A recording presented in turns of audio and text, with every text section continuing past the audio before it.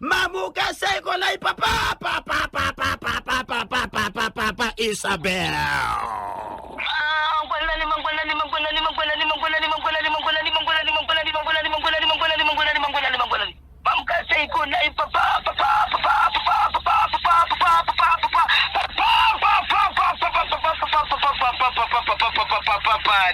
Tinotenda ndiri kunzwa kuti muri kwa Mutare kumakomoyo kwakanaka ere. Isho kwati muri yeZimbabwe ndanga ndiri kwa mkoma kepete ndiri mukati menzimbo ndapinda mukati menzimbo pamachipanda ndange ndiri kwa mkoma kebire kandi kuzise muri yeZimbabwe kuti pamachipanda mkoma kebi manga muchimoroswa pachimoyo manga muchimoroswa aiwa kuno kumiri kusvika muMozambique aiwa vanenge vakakubatai muri yeZimbabwe ene chimuri chinobata zimwe dzenguva kuti udarika ikoko. Tinotenda makabatireko muri yeZimbabwe nhasi. Isho kwati muri yeZimbabwe zvine zvandakabata zvandinenge ndinazo pazuva ranhasi kusanganisira nyaya dzekuno mukati menzimbo yeMozambique kusanganisira mukati menzimbo dzemuno munyika yeZimbabwe asi rega nditange muri yeZimbabwe ndichitaura nyaya ndira kutaura panapa inyaya yepaAPF pandinoshedzera kuti paAPF kudombora Mwari kudombora Mwari mukoma KB kune nyaya iriko nyaya iri kudombora Mwari ndiye kuti nezuro makuseni pakangowanikwa paine mwana ari pageti mwana mucheche achangobva kuzvarwa ari pageti asi pageti pakasiiwa mwana uyu pamba pemufundisi mukuru wekereke ndiye akasiiwa ipapo so vanhu vari kutadza kuziva kuti mwana uyu sei akasiiwa pamba pagedhi remufundisi uyezve ndiwo pana baba vacho here ko iye munhu paakazosiya mwana akaendekera kunonamatiro kana kubatsirwa here akazozisiya pagedhi asi vanhu vakakwanisa kuzoona mwana uyu vakakwanisa kutora mwana uyu ndokubva vamhanya kumapurisa polisi ichibva ikatora mwana ndobva yamuendesa kwavafana kuitwa asi chinofadza ndechekuti mwana uyu mwanasikana uyezve mwana uyu akatochengetwa mupenyu kwaari zvekuti kune akazviita anogona kutofunga dzimwe dzenguva kuti mwana akafa ngaikumbire kuti kune vari kuzvinzwa kune vanofungidzwa kuti kune vanga akazvitakura vakatakura pamwiri vazive kuti mwana iyeye akararama akachengetedzwa mune zvakanaka asi chatiri kuziva ndechekuti wai mwana uyu akanosiyiwa pagedhe repamba pemufundisi. Mufundisi vanogara pamba apa pachechi here kana kuti pamba pamufundisi pasiri pachechi? Pamba pamufundisi pasiri pachechi. Mufundisi uyu anopinda kereke ipi uye ivo vachibvunzwa mufundisi vari kuti pane here munhu wanofungidzira kuti ndiye akasiya mwana uyu? Mufundisi ivo pachavo vanototi ndo zvinoita muedzo. Isusu vaKristu tinotarisana nemiedzo pamusoro pezvinenge zvichiitika. Saka vari kuchemawo vachiti muedzo yakadai so handizivi kuti yanangana sei neni. Mufundisi vane mhuri here kana vane mhuri yakura sei mhuri iyi? Mufundisi vane mhuri. Mufundisi vane mhuri yavo ya. Vane mhuri yavo? Vane mhuri yavo. Ya. Mai mufundisi vanga varipo pakaitika zvese izvi? Mai mufundisi vandoziva zviri kuitika zvese izvi. Asi vanhu vangapota mukukonyana zvekuti panenge panga paine kufungidzirana nekuti kune vamwe vanotaura itoti kana zvadai sezvi munoda chiprofita chipi icho chiprofita chichitaura chega. Vanhu vari kuedza kutaura kuti kudini pamashoko iwayo? Handizivi komakebvi kuti vanhu vakataura mashoko akadaro nemiwo imi munofambana namagameri kuti munoziva muchiti chii.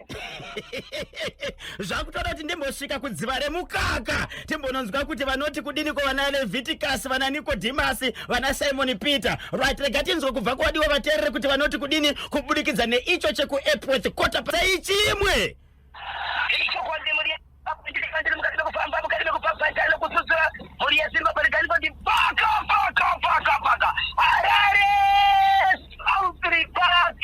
Harare South Park chiri kuti tani.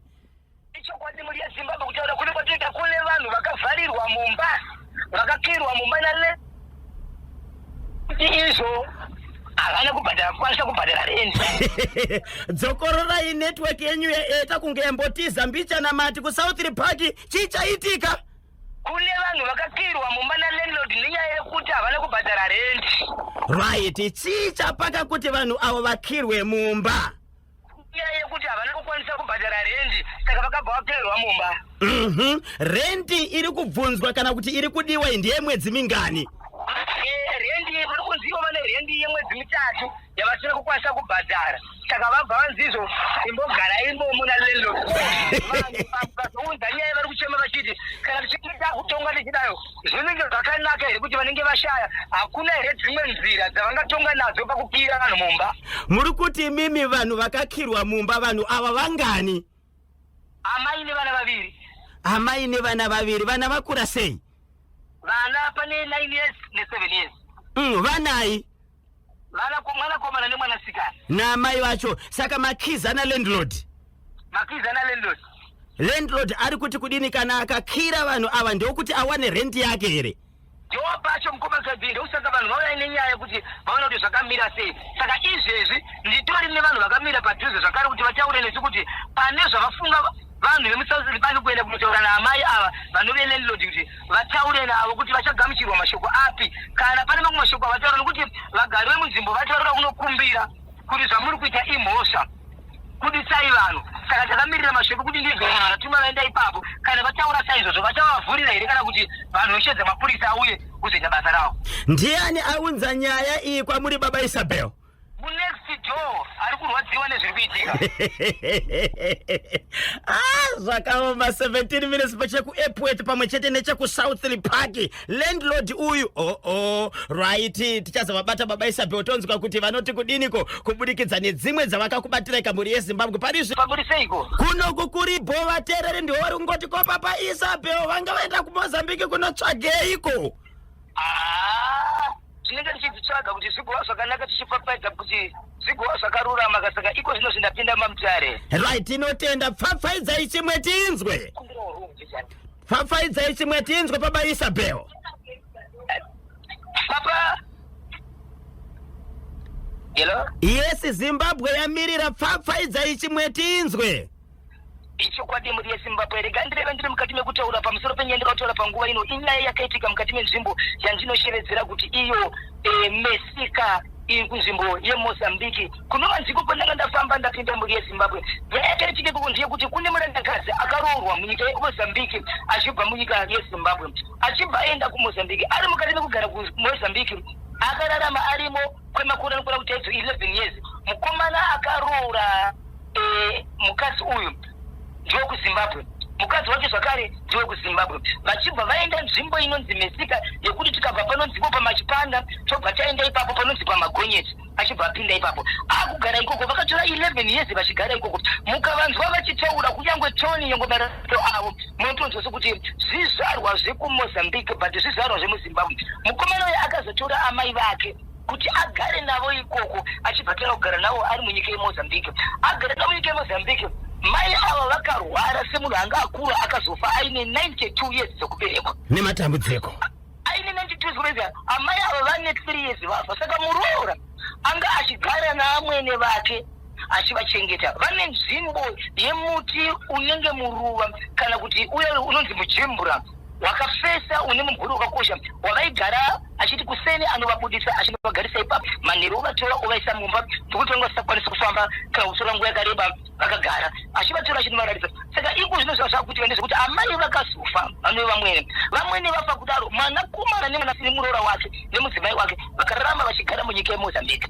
Iko zvino zvavakuitika ndezvekuti murume uyu nemukadzi uyu vakabva varambana kudaro murume akatiza panga pachigara murume panga pachigara varipo 2 nemukadzi wake. Mukadzi ndiye akasara ari pamba ipapo. Saka zvakunetsa iko zvino zvindi zvekuti vamweni vari kuwanikwa vachidzoka pamba apa vari pamvuri dzimwe dzenguva vanotosheredza muroora kuti muroora wakanganwa here kuti ndinoda chikafu iwo vane 2 years vasa kana akasadarira kuti mainhenge ndinozviziva kuti wakasiyiwa nemwana wangu wakanganwa here kuti ndinoda kugeza wakanganwa here ndinoda kufanira kubudiswa mumba muri kutonherwa ndiendeswe panze.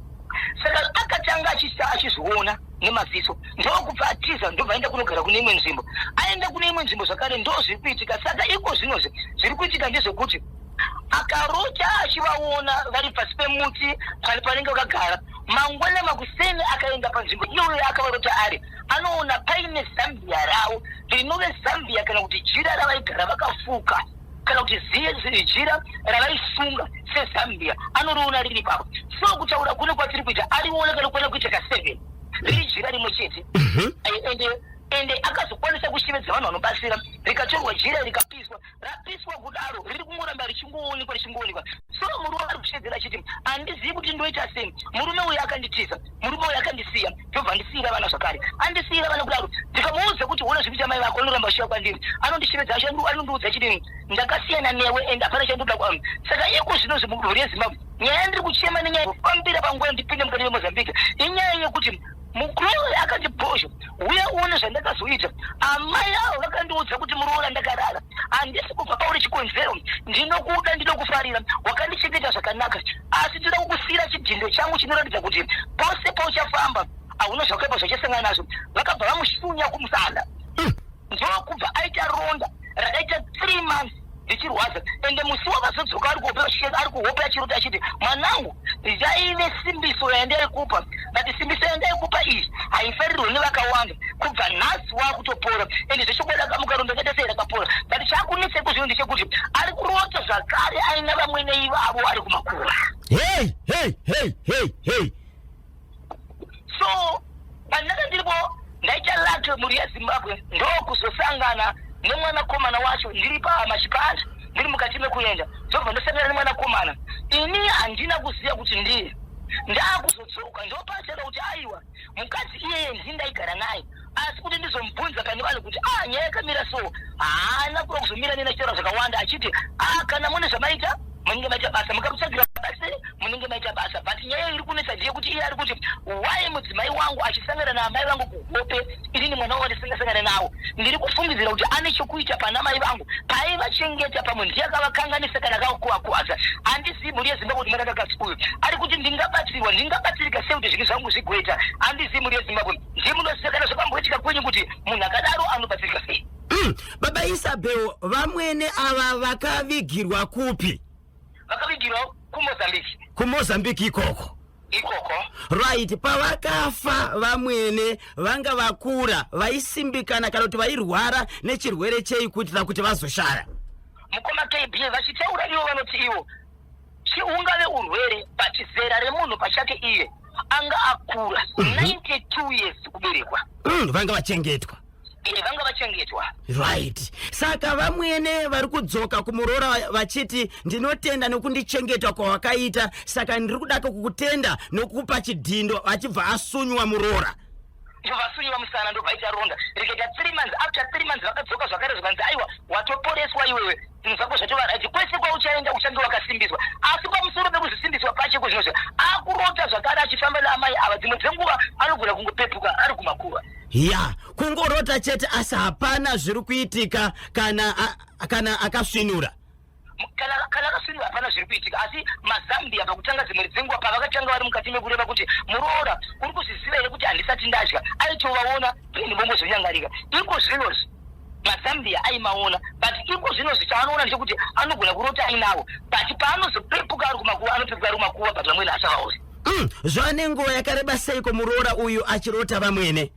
Zvikanzi ane 2 months. Pa2 months achiona zviri kuitika manje ndezvekuti hama dzake mukadzi uyu dzakagara dzaudza mukadzi uyu kuti munhu wakugara naye hatimuzivi kuti mukuwasha, chikonzero haana chaakatipa, haana kuroora, achasangana nazvo zvese ndezvekwako. Saka iye zvakare ari kutora nyaya yekuti ndidzokere kuhama dzangu ndichivaudza kuti ndo dambudziko randikusangana nawo, vari kundiudza kuti aiwa isusu munhu wekutara vari kusangana nedambudziko hatimuzivi chikonzero, takakuudza haana kumbotiroorera, hatidi kunzwa nyaya idzoso. Mukuwasha hapana chaakabvisa.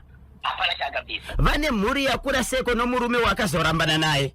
Vane vana vatatu, matwins okutanga 2 vasikana, then musikana wokupedzisira ndobva vaita 3 vari vasikana vega vega. Vari vasikana vega vega. Pakaipa. Saka mudzimai uyu ndiye akakushedzai kuti muMozambique?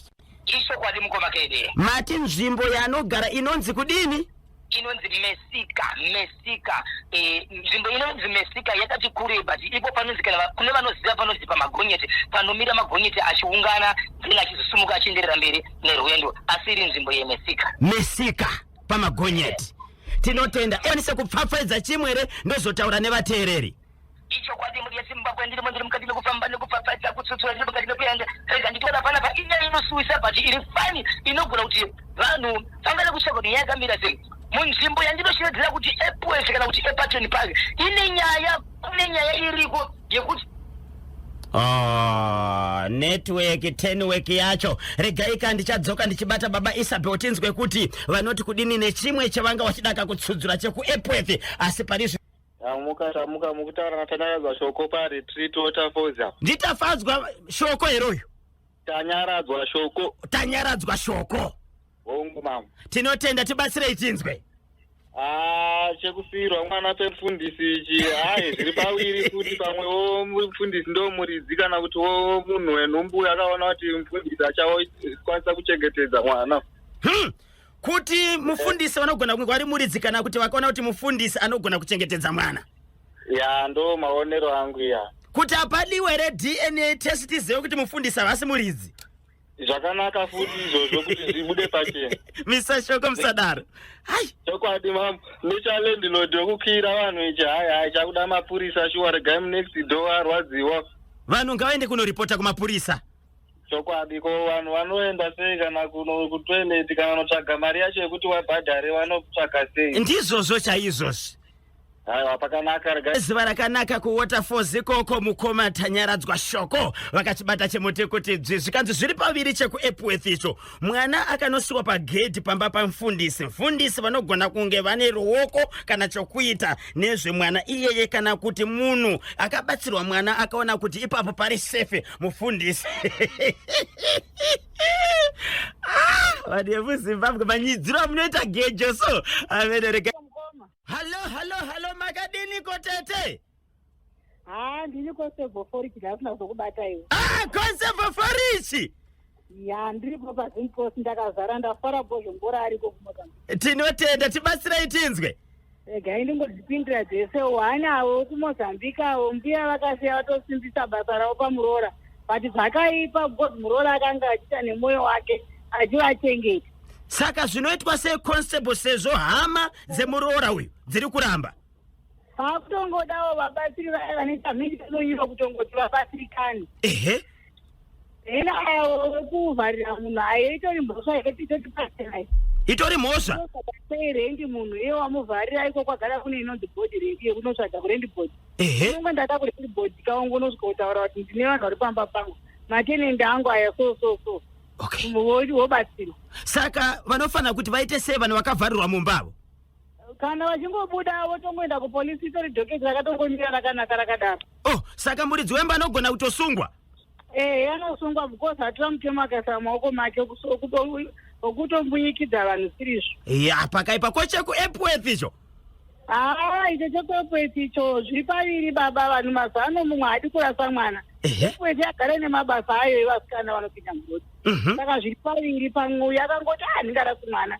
regai yangu ndise pamufundisi kozitawo mafundisi amazuva ano haangowa mafundisi Konseboforichi ndiri kutokuudza ichokwadi vamwe vacho vange vamufundisi panyama pamwe havapo kuti ndiwe anogona kunge vari muridzi wemwana unogona mujolo vakamuita nemunobva kuti masikati vanenge vari vaseri manhesetinavo tese masava vanotapira semasambu zvakangofanana nevamwe vakatopfuma kudhara vamwe vachiri kutsvaga pfuma yacho vanoziva kuti vakapfuma sei ipapo mazongondihwina henye asi nangoti tidetserani timukavaona zvezvamajambei mumboverengawo vamwe ndoti chimuti chirambe ichi chinopinda nemunyanza chaimo aiwa nemukasi pedziva chaipo tinotenda aiwa tazvinzwa Konseboforichi aiwa batai basa varume munodadisa ini tinotenda maita basa moine ziva rinotapira ndafara nhasi shapu Konseboforichi paZimpost apa mai haya alright tinotenda regaika tichamboita zuva rokuti vamwe vese vatinoverenga mamessages regai kuposta kuti regai kutumira mameseji tinenge tichidaka vanyowani vega manje unga vagone vana chadhogota mimba yebere nana Peter Zuru alright vamwena vanditi yaibatai semunhu anga asipo pazvakaitika zvinhu zvakaita sezvi zvinonetsa kazhinji mukatarisa nyaya dzinouya pamhepo ipapapo pane vamwe vanhu vasingagoni kuda chokwadi anototaura kuseri kwenyaya but pane chokwadi chinenge chiripo pamwe pane zvitsidzo zvaanonyatsoziva kuti zvakatodarikidza kukunda izvo pamwe nemurume wacho pamwe pani pazvaruziva kuti pangudatika mai kutaura zvakati zvinototyisa vonyepa kutenderera saka chinhu chekutanga ndechekuti kana kuri kuti pane chokwadi chaicho chinoda kuti chikase chaita kuti chabudiswa kana kutiwo hama dzemudzimai handiti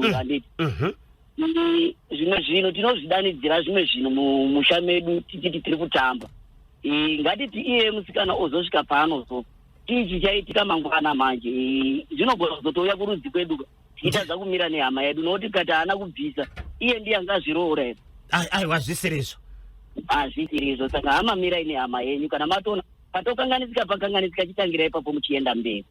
Munofunga kuti vamwene nemuroora vakapinda madhiri api? Zvimwe zvinoitika panguda pane vamwe vanhu vakatopedza kudhara saka vamwene kunzvimbo yekudenga iko kauri zogerai munotamba nefundi yenyu pasi. Hakusi kupindika kudenga. Kutori nenharo zvooneka watosvika kokamira wana tina chigotora wane mashamu unodzoka uchimanya. Saka hama dzemudzimai idzo ngadzigare pasi vabatsirane nehama yavo zvisinei kuti chii chakaitika kumashure. Zvisinei kuti chii chakaitika kumashure. Ndosaka chero muchiona chero vanhu vakaenda kumajere kuya akatodzoka anonzi aiwa zvakaitika ngarichitangira ipapo kuti chitenda mberi. Ndizvozvo. Nokuti dzimwe dzenguva inyaya kutoti zvako zvinenge zvisati zvangobatwa munhu muzhinji anenge atori nemhaka dzakewo. Tinotenda shepa Epworth muripo herapo. Chichokwadi muri yeZimbabwe rega ndireve ndichiti mukoma KB nyandoda kutaura yepa Epworth ndeyekuti pane nyaya yakanetsa yepa Epworth yevasikana vanogara vari vaviri. Vasikana ava vachiroja pamba pavanogara. Asi nyaya yanetsa ndeyekuti pari zvino pane musikana ari kutaura nyaya yekuti ane pamuviri. Ivo vachigara vari vasikana chete. Baba Isaba upomanisela. Mati ku Epworth chiri kuitika? Pane vasikana vanogara vari vaviri. Vasikana vanogara vari vaviri. One akutoshevedzera kuti ane pamuviri. Okay. Asi vari vasikana vese. Zvakazoitika mazuva maviri apera aya. Chakazobvondoka ari masikati vanhu vakaungana. Mushure mekuti murandasikana umwe wacho akaoneka kuti ane nguva dzaanochinja kuita mukomana. Ndopa akashevedza vanhu vakaungana vakazara panzvimbo.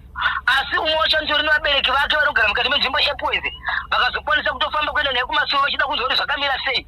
Asi mumwe musikana uyu akazosvika pakutaura kuti izvo handizivi zvinoitika pandiri chikonzera usiku ndinotonzwa kuti ndavema murume. Hongu musikana but usiku anoita murume. Saka umwe waanogara naye akutoshevedzera kuti ichokwadi ndazozviona nhasi masikati asi chakunenesa ndechekuti izvo ndiri kutonzwa kuti inini ndane pamuviri chikonzero nditori nemwedzi yandakadarika asi ndazomuona nhasi masikati umwe wangu kuti anoshandiswa kuita murume. Vakatotorwa zvokuendeswa kunzvimbo yemamwe masoro. So ndanga ndakamirira kuvabereka musi wavaenda kumasoro kuti pavaenda kumasoro vane zvipi zvavanzwa uye mwanasikana uyu ichokwadi chaari kutaura here kuti iye pachake ane pamuviri. Baba Isabel, alright. Vasikana ava vakura sei? Right, mumwe ane 21 mumwe ane 17. Mumwe ane 21 ndiye anoshanduka kuita murume. Aiwa ane 17 anove ndiye mudiki ndiye anoshanduka. Uyu ane 21 ndiye azvitakura. Ndiye azvitakura. Okay. Vachigara vese vaigara vese vachiti vari kugara vese pakuita sei? Vachiroja vaigara vese vachiroja varipo ipapo. Vachigara vese pakuita sei? Shamwari neshamwari here kana kuti? Shamwari neshamwari. Vava nenguva yakareba sei vachigara vese? Chibvunza mukoma KB iko zvinoziva kuti gore ranga rava kutokwana but harisati rakwana vachigara vese. So uyu ari kuti ane pamuviri uyu ari kuti pamuviri ndepe musikana waari kugara naye. Ari kuti inini handina chandinoziva kune vamwe vanhu. Uyu ndiye wanditozobata nhasi kuti ndozvaanga achiita neni nokuti ndichitaura mazuva ose ndinomuziva ari mukadzi but nhasi ndazvionera nemaziso angu kuti murume. Yes, ari kutaura kuti yes ndazvionera kuti murume pese apa ndaifunga kuti mudzimai. Asi amubata achiita sei? Akamubata achimumbunyikidzwa here? Vakambosangana here? Chii chakaitika? Ichokwadi mukoma KB akabatwa achitombunyikidzwa. Kangani? Kakamubata ndoko akataura but anoti iye nguva yandikatora ndiinaye ndichigara naye ndaita zvimwe sokurota senge ndiri kufembera but musi iwowo ndiwo akazochesomuona kuti zvandairota zviya ndo zvinenge chiyoitika. Saka munhu zuva nezuva anondiita seizvezvo. Saka zvandainzwa zvese nemunhu akazvitakura chinofanira kunge chiri chokwadi. Vakaenda kuti anotariswa asi anodzwa result yekutariswa kwavo 2 kuti uyu mwanasikana uyu pavakaenda naye kuchechi kuti vabereke mwanasikana anoti vamukomana vakaenda naye kukereke vachiita kuti vantu ambonoonekwa kuti akamira sei nekuti vabereki vanonzi vaita roma mashoko kuti pane zvavasinganzwisiwo paari. Right, imo mukugara 1 year yakapfura vachigara vese. Anopfeka hembe dzerudzi uyu anoshanduka kuita murume uyu. Zvese anopfeka zvechikadzi, ende zvaanozikanwa mukadzi, nezita mukadzi, zvaanopfeka mukadzi, chimiro mukadzi, asi nyaya yake ndeyekushanda. Dzimwe nguva kana muri mese mumba kana muchichinja kamunotoonana kuti uyu mudzimai, uyu mudzimai, uyu murume. Iye pavaichinja kuti pavaipfeka hembe akambozoona here kuti munhu akaita sei? Zvese zvekuti zvese anoti mukadzi asi anoti pane kushanduka kunoitika sezvakaita Musire akatozviona kuti umwe wangu murume uyu basi pavakambosikanda machenda vachishedza vanhu zviri kuitika munhu angatori mukadzi. Hai baba Isabel, saka nyaya yaenda kumapurisa here kana kuti vakangoenda kuchechi? Vakaenda kuchechi, saka izvo zvimukoma kebhi ndichipinda mukati mekuterera ndo pandichanotangira, ndo nyaya yangu yandofanira kuti ndive naye mangwana kuti yakaperera papi pamakaenda kumasoro kuchechi chii chamakanoona ende kozvizvo musikana uri kuti wazvitakurwa uri kunzwa sei? Uyu ari kufungidzira hapasati pava nematesi anoratidza kuti akazvitakura, handiti? Ichokwadi. Mazuva ano maacids ari kurwara nevanhu unogona kufunga kuti pamwe wakazvitakura iwewe uchitorwara nemaacids. Vadi kuenda kunoteswa, handiti wateswa zvakanaka woonekwa kuti shokwadi unechi une pamuviri, then nyaya iyi yotoenda zvekare kupolisi baba Isabel. Mapurisa kana zvichibvira madhokota voongorora kuti chii chiri kuitika. Ende kana paripo pamuviri poonekwa kuti aiwa ropa nderani. Hai! Regai tizonzo wadiwa vateerere vanoti kudini munokwanisa kupfapfaidza chimwe 14 minutes.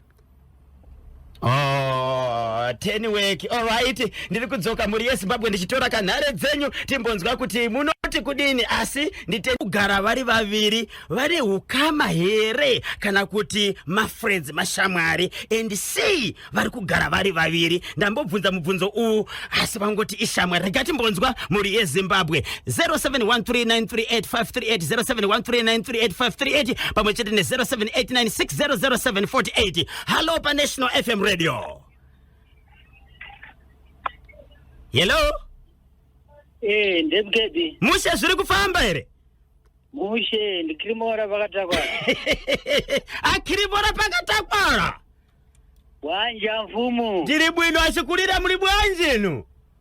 Tiri bwino ife. Ndimwe murayamba kuona utsikana wa mbudu wankono tiuzeni pa Epworth apa mati kudini kona imwe Akirimora. Chepa Epworth ndakata zvangu mapfumo pasi. Munofunga kuti chii chiri kuitika? Iyo kusanduka itori magic system chaichai. Chii chiri kuitika Akirimora? Iye inotovhundutsa iyo munhu ari kusanduka kuti murume wota mukadzi futi. Munhu anototyisa kuzorara naye futi kana munzvimbo vanhu vachada kana kutombomuona iye. Saka pangaitwe sei? Apa paakutoda vanotobatsira, handingataure zvangu nemazita but paroda vanobatsira kuti akwanise kubatsirika musikana. Tototi musikana murume zvese. Kuti nyaya iyi haifanira kusvikawo kumapurisa futi? Itori kumapurisa kwacho unoita sei? Bhozi ritori dambudziko riri paari kamunhu anogona kunge asina kuda. Pamwe zvakaitwa navabereki panoitwawo sei? Right, regai tinzwe kuti vamwe vanoti kudini pasani muone awire baba Isabel mavanzwa achitaura kuti pavachapinda muHarare vari kuenda iko kuEpworth vanofambira nyaya idzi nokuti vabereki vakatomboenda kakukereke kuti vanonzwa kuti zvakamira sei, tozonzwa kuti mukufamba kwavakaita vakabatsirwa sei. Amen. Ndambobvunza kuti hazvidi mapurisa mukati zvikanza ako mapurisa vanopindira panyaya iyi apa. Regai ningotora kamuteereri wako Marizira 1 muteereri wokupedzisira. Hello pa National FM Radio.